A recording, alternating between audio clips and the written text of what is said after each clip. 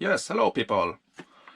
I just got the new Team Associated B74.2 carpet racer, 110 scale 4-wheel drive. Me and some basher friends are starting to get more into 110 scale carpet off-road racing. And I decided to order the B74.1. So I think it was 3 people that go to the local RC shop here we are living and ordered this car. And this local RC shop got a message from Team Associated that, well, we can send you 3 or 4 cars, but there's something secret. We cannot tell you what it is, but yes, just wait till you get the cars. So when the cars arrived, it was the new edition, the B74.2. So I'm gonna do a quick unboxing of this kit here. This is a kit, so you just have the roller here. So you have to buy the electronics for themselves and install everything. And I'm not expert in racing cars at all. I'm usually bash cars, armor cars typically. But we will see what this kit look like, and this is not unboxing like an experienced racer would do and tell you all the important updates. Ja. Hva er det? Jeg filmer, hva lurer du på? Sen på litt testen meg, så jeg lastet opp til Ja, det var 10 minutter da, så kommer jeg. Men jeg har en også samtale med hos sekretær, så vi får boka timer som vi ønsker. Ja, i neste uke da. Nei, får se. Ja, ja. So if you want a more detailed and expert unboxing review or something, then you have to look at other YouTube channels like Racer RC. I would suggest when he's maybe gonna do unboxing later. And I'm not gonna build this car now. That's gonna take me some time because it will be my very first build. Alright, first we can just start because this is just a roller. You only have the car itself. You don't even have wheels here. So I bought some wheels. And this is a 4-drive car, so you have both rear wheels and the front wheels, and the front wheels of a 4-wheel drive car is a bit wider than you have on a 2-wheel drive car. Let me see here. Here you have a 2-wheel drive car, and you can see the front wheels here, and this is for the 4-wheel drive car. So you see they are a bit wider.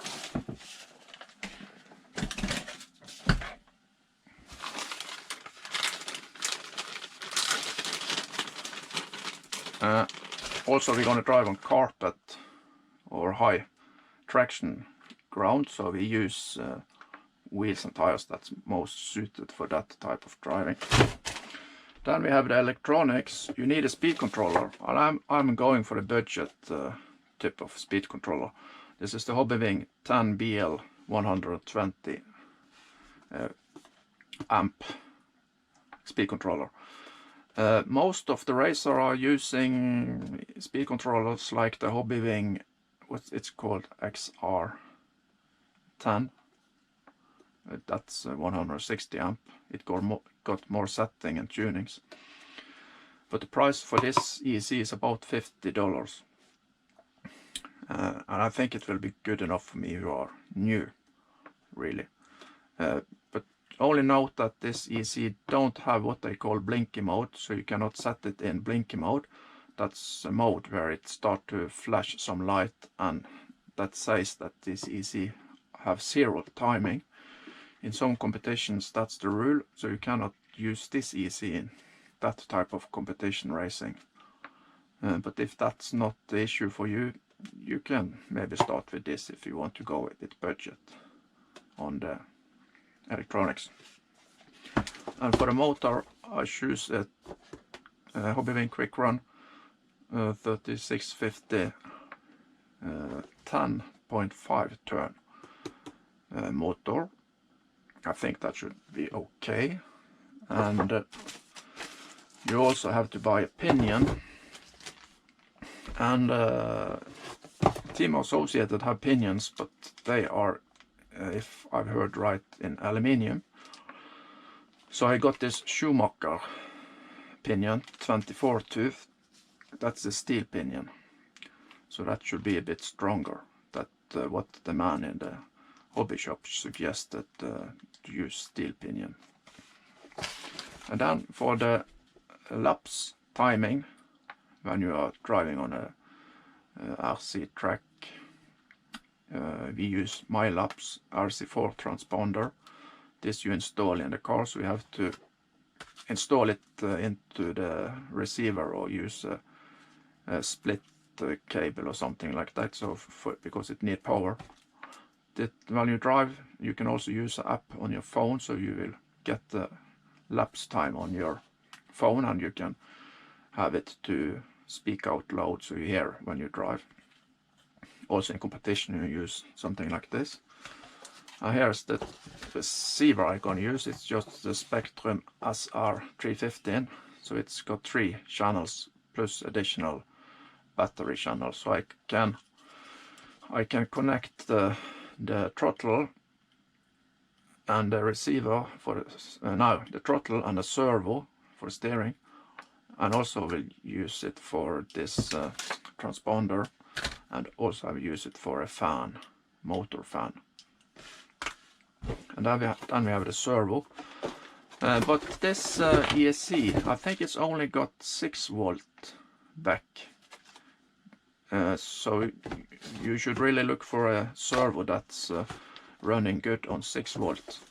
I bought this power hoodie, but I see it's most suited for 7.4 or 8.4 volts, so maybe this is not the best servo to use for this car, but I will test it and see if it's just way too slow or if it's alright. But I could maybe find a better servo later. And here is the fan I plan to use for the motor. That's a 30 by 30 millimeter fan. And with this car I heard that Team Associated have come with a new fan mount. So now you can also mount the fan on the upside of the motor, I think. And you can even have 2 fans on the motor if you need it. But I think for my driving, I'm just going to set the EC to 0 timing. So the motor should not overheat, so 1 fan should be enough for me. Here is the motor itself. So we have to solder all the connections. This is a brushless sensored motor, and that's also, you see the EC is also for brushless and sensored.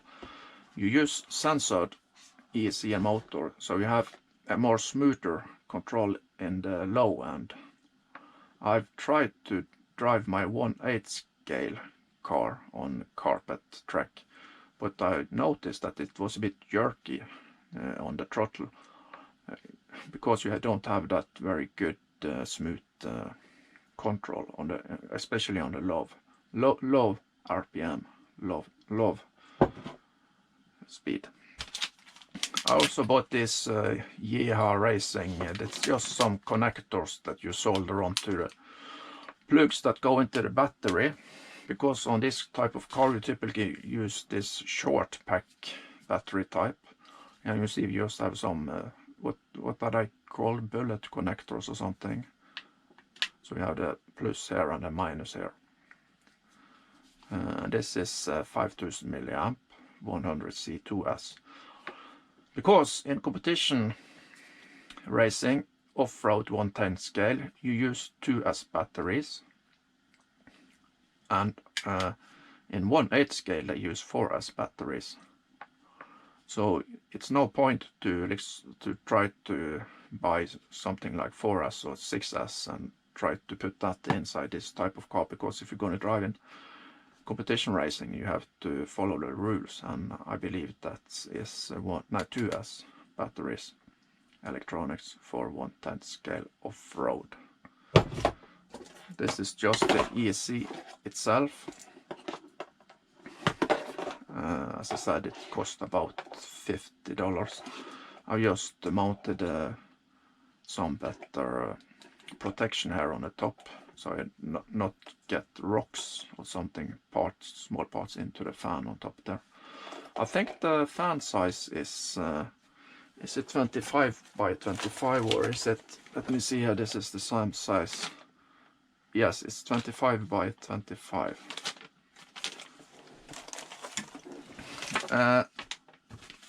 This is just the user manual for the EC motor. And I also got some spare parts. I saw a video on YouTube, and they told me there that one thing you should maybe change on the car is to change to these plastic differential gear set. So I bought 3 of them because you have 3 gear differential on this car. No, I'm saying wrong. You just have 2, of course, because you have one in the front and one in the rear gear differential, and in the middle you have the slipper differential. But these gears are lighter and will not give that much friction or something. So in theory they could get the car to go a bit quicker and use less power. But I also heard one guy saying that he have tried this and that they broke down after some time. So it depends on how hard you are driving the car maybe. So it's not something you have to buy really, but I may be gonna try them later. But that was all the extra stuff and electronics. I know we're gonna see on the box itself. As I said, we're not gonna do a very detailed unboxing. I bought this car, but I really ordered the 74.1, so we was just lucky that this new edition had just come out now. And it was a bit more expensive, but just around $30 more expensive than the 74.1. So I decided to just get this new edition then. What they have upgraded here, that I think you can just go to the website to Team Associated and read for yourself. But they talk about new lightweight gearboxes, and they changed from 12mm shocks to 13mm shocks. Some people are not very happy about that because they like the more standard 12mm, but they say they should give the, let's see what they say here, for improved bump and jump handling, they says. All right. And they have a new gullwing front suspension arms. I believe that's the same arms or same material that are on the 2-wheel drive B6.4 edition car, this gullwing arms. You have LTC differential gear sets are included. That's also the new what is called new metal gears, that they say they reduce binding under power, giving more predictable power delivery. And a new battery hold system, that is alright, I believe, because some people was not that happy about the battery hold system that was before. New larger 3.5 turnbuckles and updated rod end style ball cups. Sounds good. New center bulkhead fan mount that mounts the fan above the motor for better cooling and performance. That could be good. New -2mm wing mounts for use with slick, low profile carpet tires, blah blah blah. Next generation 2-pad high load, high capacity center slipper clutch. Yes, this is a carpet edition, so they use slipper clutch in the center with this. On the dirt edition they have gear. But you can buy the center gear diff if you want and install in this car if you're gonna buy it more and I drive it more on dirt ground. But then you also have to change the setup for some higher ground clearance and maybe some softer shock springs, and also change the diff oil and of course the tires, and yeah, adjust it some the car. And then we have a plus 3mm aluminium steering rack for optimized bump steer at low ride heights. Yes. So here are just some images you can see, and here again they talk about the new stuff, the same as I read up before, but just check on the website to Team Associated. I think also you can download the user manual now. So let's open this box. I saw another friend, he also got the car and he started building it already. So maybe start to test drive it now soon.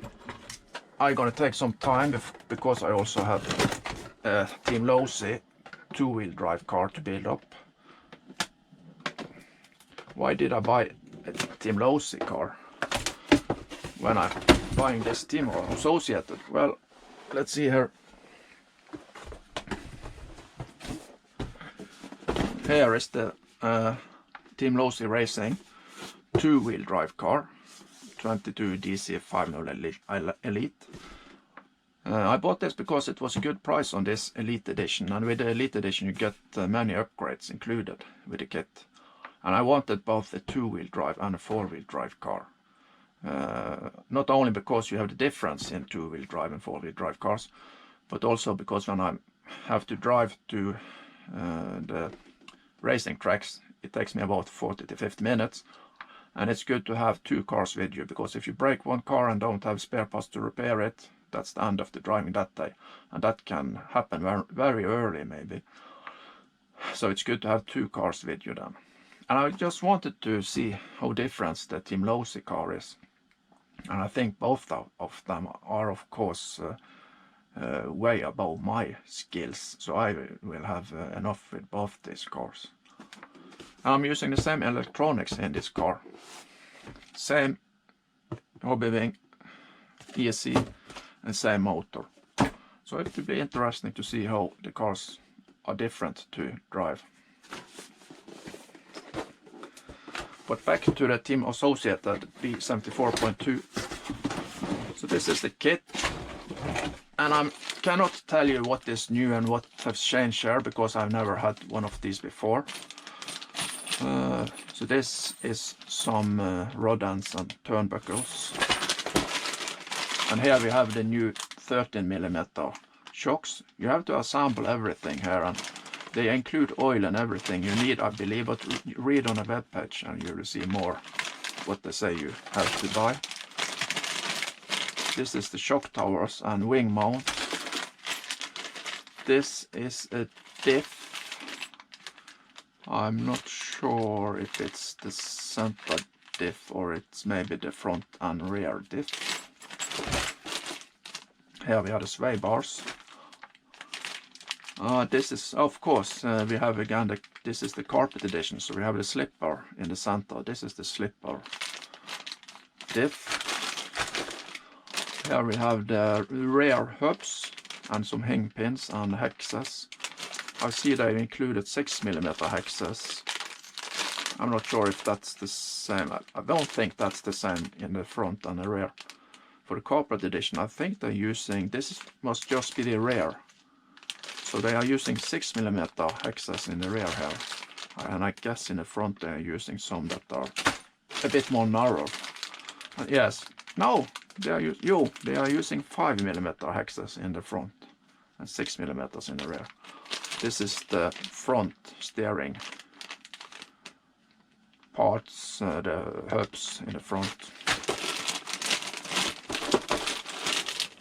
Here you have just this is silicone oil. I think it's 15K 35. and 45, so I guess this is for the diffs.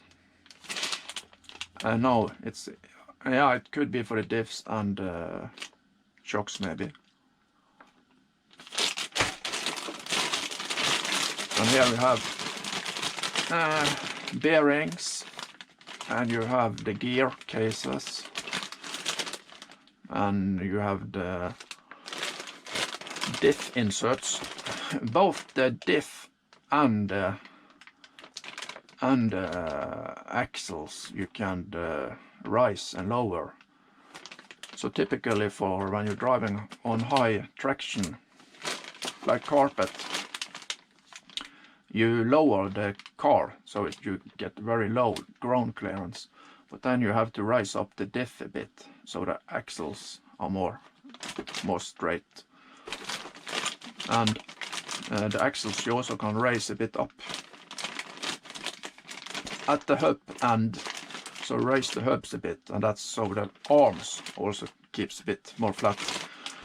You can read a lot about tuning. There's a lot of information about tuning this type of racing cars, and just Google something about diff height and axle height and roll center.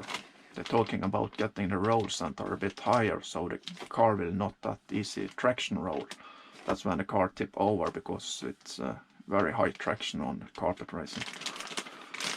These are the 4 ABCD hingpin blocks with the pill inserts, so you can adjust that parts. And you've got the arms, both the front arms and the rear arms.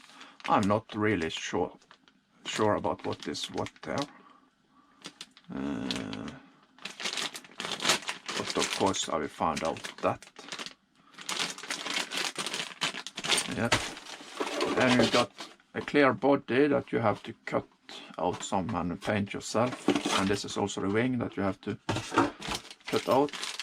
And this is the steering system. This is mostly in plastic, it looks. No, you have one part of it. I'm not sure if that's what they call the anchor man or something. That's in steel. And some parts are in plastic here. Maybe that's okay. Maybe this is something you could upgrade if needed. Because they are not using servo savers when driving this type of cars. So you have the servo directly mounted to the steering. So we have to use servos that have steel gears and can take a lot of hits, so it don't break down that easy. So yes, here are more plastic parts like the side guards and screws. I see screws here. And this must be the battery mount. And here is some servo horns, but they are in plastic. Usually you would upgrade to aluminium servo horn. Just make sure you get the right length, and you have to check that your servo, if it have 25 tooth or what it have. Yeah. And here is the chassis itself. I'm not sure what kind of thickness this is. I don't remember. I'm not sure if this is 70-75 aluminium or what it is. I don't see that many grooves in it to keep the weight down. So, but I cannot give you more details on that really. And I also included a bag here with some, this is the tape you use on the body to mount it to the car. You don't use clips, you know. And you have some 3M tape here to mount the ESC and receiver to the chassis, or to the, if it's electronic plate for the electronic, that's maybe there. See here, But I think you can download this user manual on the website, so no need for me to show you everything here.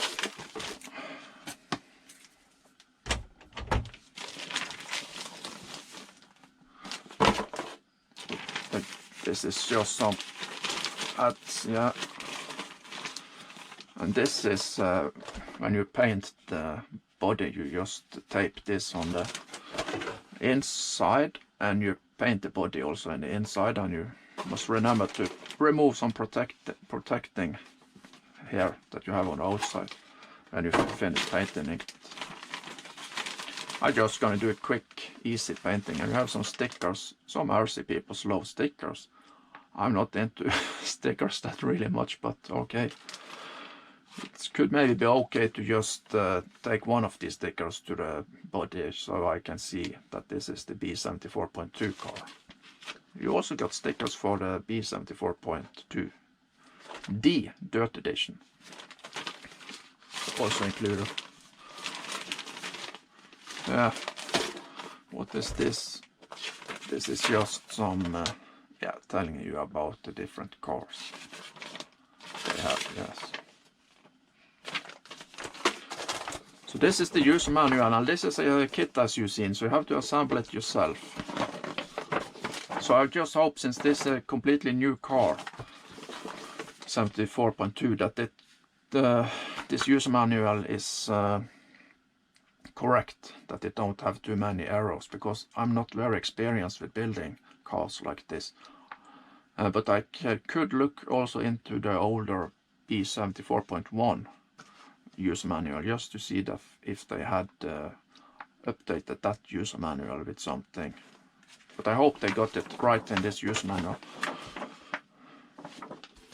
So here you have some information about, and this is how you start to build a car. I read that some people like to first start to build the shocks and build the diffs before they start to assemble the chassis and everything, but I would probably just start with what they start with here, like building up the chassis first with the side guards and battery mount system. And there you have the ESC tray, where you just want to glue with double-sided tape. You do glue the ESC and maybe the receiver also. And here I talk about the front and rear diff. Yes. They're using 15K diff oil in the front and rear, it looks.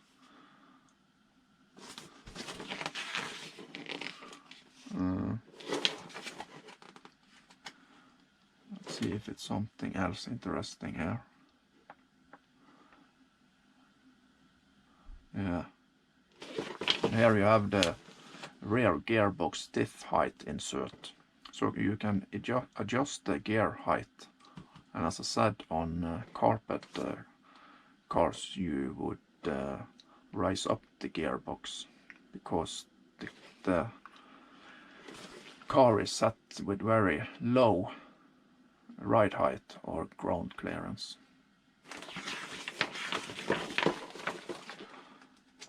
Here you have the shock towers. And when you build this car, you should use the mounting points that they say here, because when you build a car, you should set it up like the kit is, because that will typically be a sort of a good start setup that will make the car easy to drive and suited for high traction racing, like carpet racing. So if you compare the setup of a carpet racer and a dirt racer, you will see how they change some things. And the most easy thing to see is the ride height, the ground clearance. Carpet racer is set very low, a dirt racer is set higher, and I typically use some stronger springs, sway bars, and thicker oil, both in the shocks and the diffs on the carpet racer versus a dirt racer. And the carpet racer have a slipper, and the dirt racer have a center gear diff. typically that's how I've seen it in these user manuals. Here you can see they also setting the rear axle height, so they lift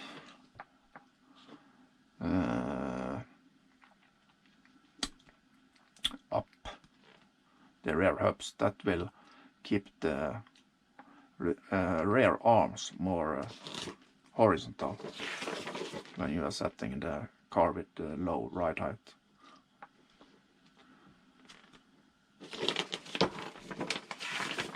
This must be the new 3.5mm turnbuckles.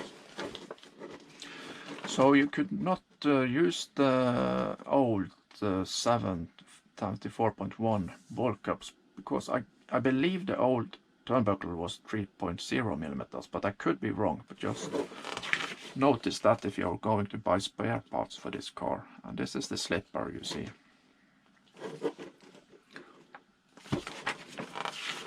And here I build up the shocks, and let's see what kind of oil they are using. And also look for this when they are using thread lock on the screws. Typically when you have screws that go into metal, you should use thread lock. And I also use green slime.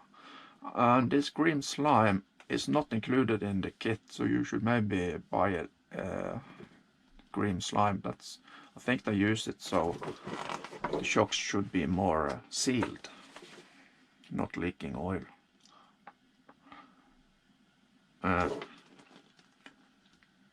Yes, here is the front oil.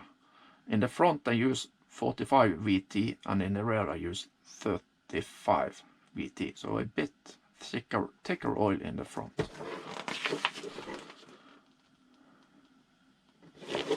Yes, here we have the sway bars, and when assembling the kit, just be very precise that you follow all the things are like this is how big the distance should be on this steering.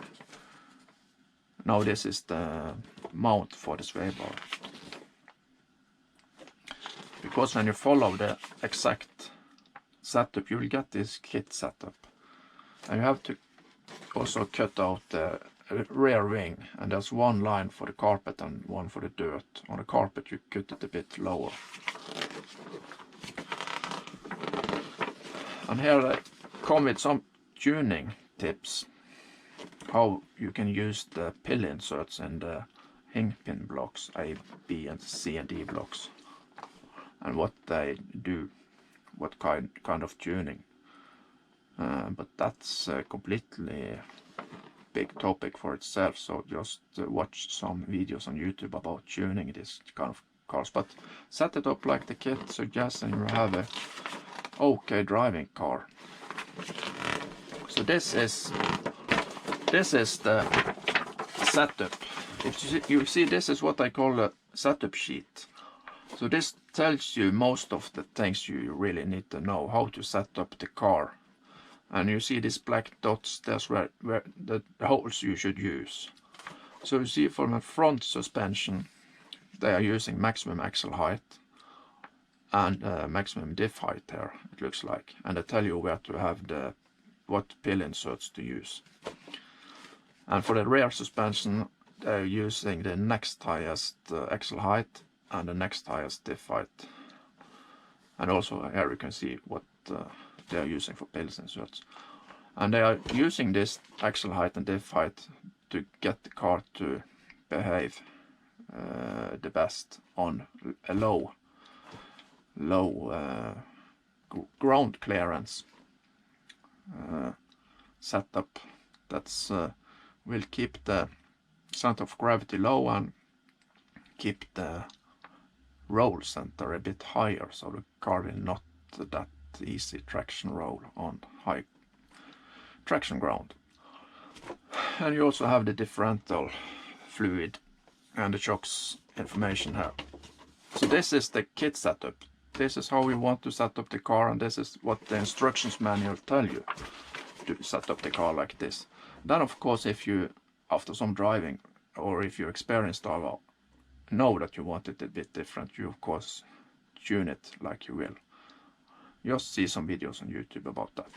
And you also have this empty setup sheet that you can copy and print out, but I think you also can download it on the internet and you can fill it out so you know what your setup is.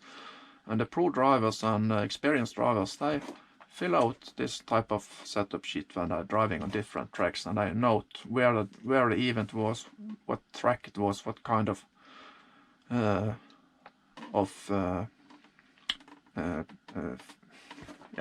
what kind of traction it was. If it was dirt or carpet or whatever. And I also have put in information about the electronics and the timing and the pinion and everything. So when you maybe 1 or 2 years later gonna drive on the same location, and if it's much the same, you can look up one of your old setup sheets to see what you used that time, especially if you had a good experience. You can just set up the car a bit like that. But I will keep this very easy. I will just stick to the kit setup and just do small adjustments, like changing the ride height or ground clearance. You just use the shocks and turn a bit more tight to raise up the car, or loose them a bit to drop down the car a few millimeters. And the kit setup says they have ride height for 30 millimeters. That's quite low, very low. I believe my B74.2 2-wheel drive car have 60 millimeters. So this is 30 millimeters ride height. That's quite low. So maybe if you're driving on a carpet track that's is a bit uneven, maybe you have to rise it up a few millimeters. But that will I see later. Okay, that was enough about this car. So I'm not sure when I'm gonna start build it. So I'm no driving in this video. So I come back later when I've maybe built it and start testing this car. But I also have to build up the Team Losi car, and I also have to start to drive the 2-wheel Team Associated B72 cars. So again, thank you, and if you have any questions, just ask me. I could maybe check out for you if it's something in this setup kit you're thinking about. And if you know there's some bug in the user manual, please just send me a note here in the comment, so I'm aware of that. Let me just look for one thing here. I remember Racer RC was talking about, and I built the shocks, that you have to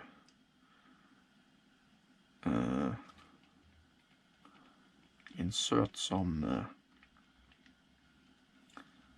spacers. Was that? Let me see if I can see anything here. No. It says something for the front shocks, nylon spacer, front shock only. This will maybe, I'm not sure if I'm right, but this could change a bit of your droop on the car. But it says there are 3 lengths of shock eyelets in the kit. Pay attention to length when building, as these affect your droop and up travel. So you just have to make sure you're using the right shock eyelets. Yes. Okay, and I also have, it looks like they have 2 nylon spacer on the outside there. Maybe to just limit how much the shocks can compress. So I hope the user manual got these things right. Yeah, it looks good. I come back later when I start building the car or one of the other cars and start driving. So thanks again. This was just a sort of an unboxing of this brand new car. And I'm not expert in racing or building this type of cars, so just look up other channels on YouTube when they come out with this new build. And please pay attention to if it's something wrong in this user manual, since this is a brand new kit. I think Team Associated will update the user manual online, so maybe look for the latest edition of this user manual online, especially if you heard that there are some bugs in the user manual, but we hope it's all alright. Okay, thanks a lot, see you later.